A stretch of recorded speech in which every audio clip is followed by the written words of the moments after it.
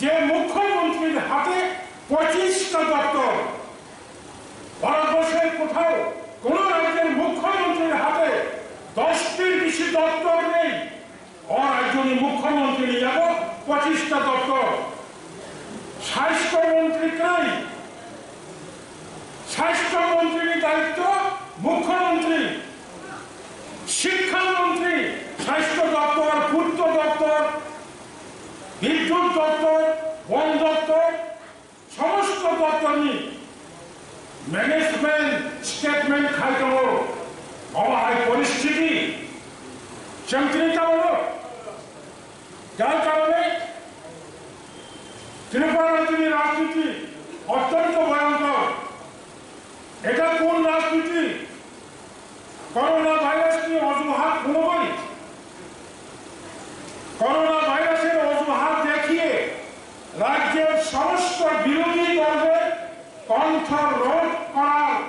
একটা অপপ্রয়াস চালাচ্ছে এই সরকার। অথচ শাসক দল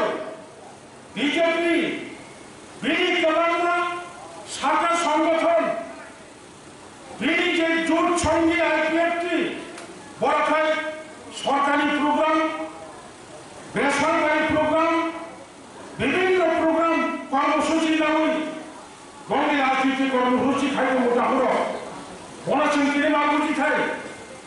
মজরাও চৈতন্য আইএনপিটি ওয়ানসুকা জেলা পরিষদ কি তিনি বয়স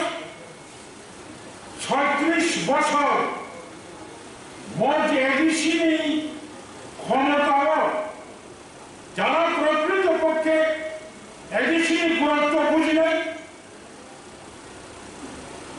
যারা এডিসি দায়িত্ব সঠিকভাবে পালন করেন, যারা এডিসি যে ক্ষমতা মোট ক্ষমতা সঠিকভাবে প্রয়োগ খায় আমটি হাই দল এডিসির ক্ষমতাও ঠান্ডানি উচিত। মোট কর্মচারী টিপার একজনই এডিসি এলাকানি বরাদ্দ ছাড়াইনি খায়ও। তাও বিজেপির ক্ষমতা, আইপিএফটির ক্ষমতাও কম,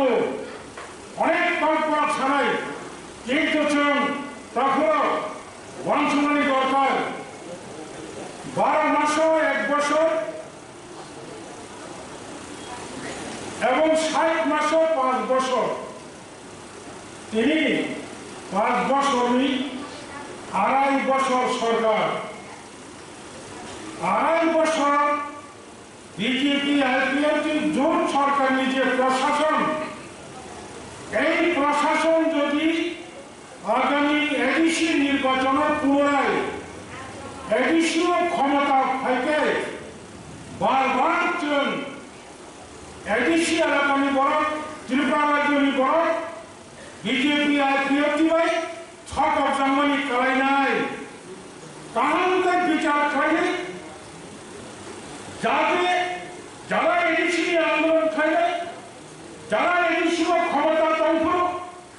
এডিসি পূর্ণাঙ্গ ক্ষমতা প্রয়োগ করে, যে দল এডিসি তোমরা, যে দল এডিসি সদর দপ্তর পর্যন্ত মার্ক্সবাদী কমিউনিস্ট পার্টির যে পরিকল্পনা এডিসি সদর দপ্তর আগরতলা শহরে স্থাপন করার জন্য সেই দিন 1988, 1989 সালে সেই বামফ্রন্ট সরকারের এডিসি প্রশাসন নৃপেন চক্রবর্তীর পরামর্শে এডিসির হেডকোয়ার্টারকে আগরতলার গোর্খাবস্তির তানপাটি এবং খানাইবাগে সর্বপ্রকার প্রস্তুত নিয়েছিল। সেই বামফ্রন্টের সিদ্ধান্তকে যে দল টিউজিএস গণতান্ত্রিক আন্দোলনকারী এডিসি হেডকোয়ার্টার এডিসি এলাকা অটোমানি,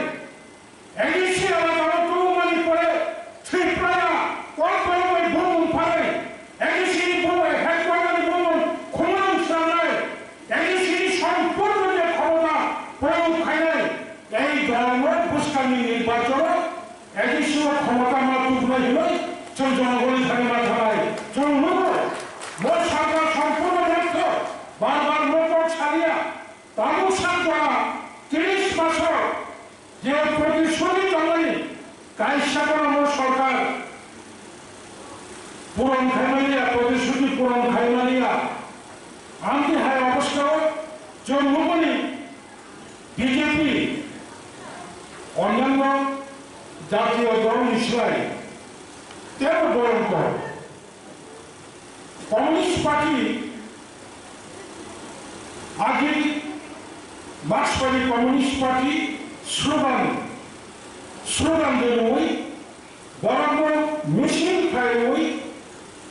বরাবর আন্দোলন খায় ওই ত্রিপুরা আসল ওয়ান্দি ডাকা আর ওই বিজেপি হিসাবে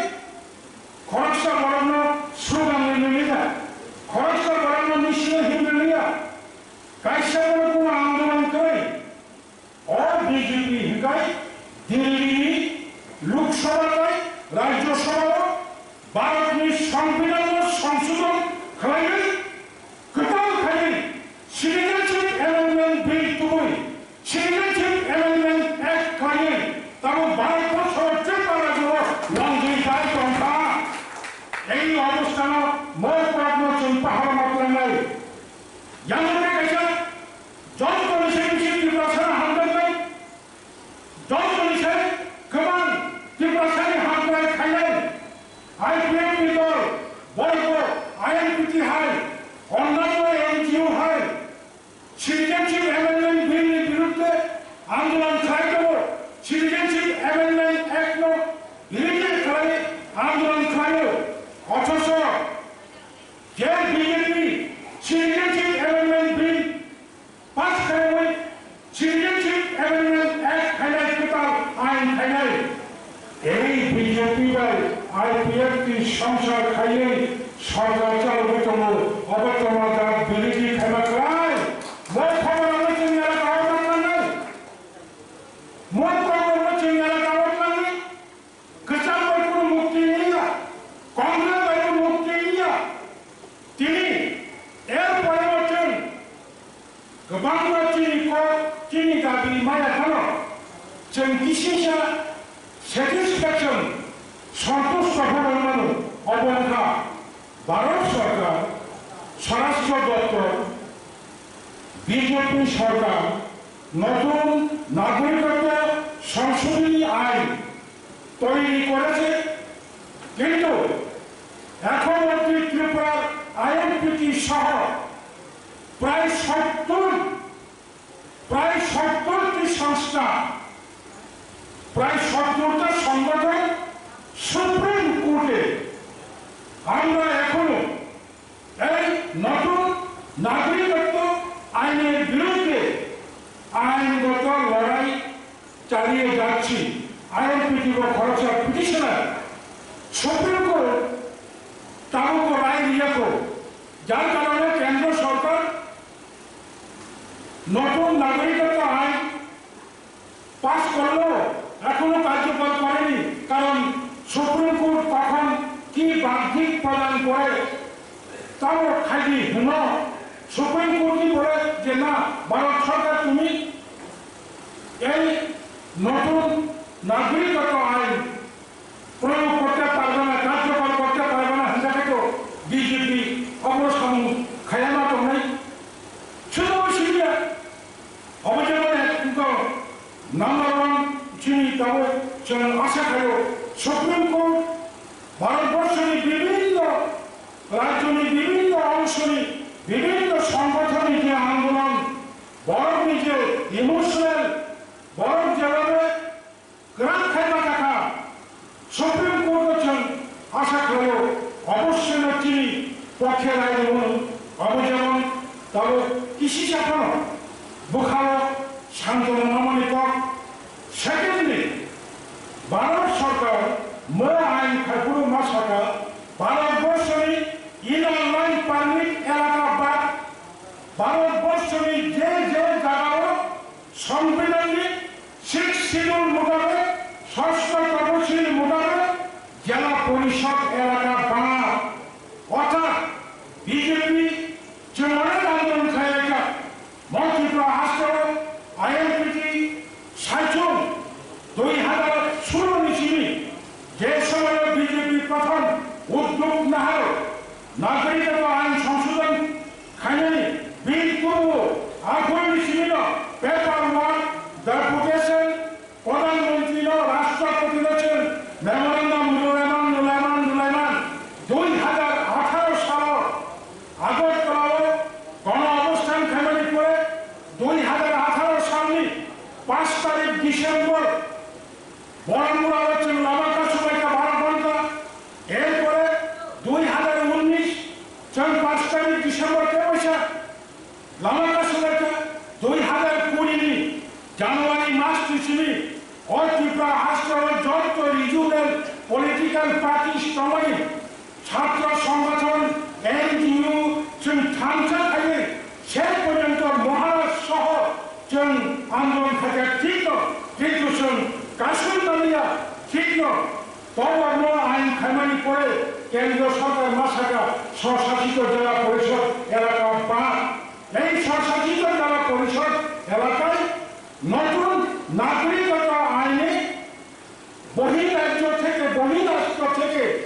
অন্য রাষ্ট্রী বরফ ভাই তখন বড় এলাকাও এডিসি এলাকাও হাজাগা এডিসি এলাকাও বন্য কাতাল খালি ছিড়িয়েছি তার দুজাগা আশেপান রক্ষা অবলম্বন নাইয়া বিচার কারণ 10,491 বর্গ কিলোমিটার ত্রিপুরা আয়তন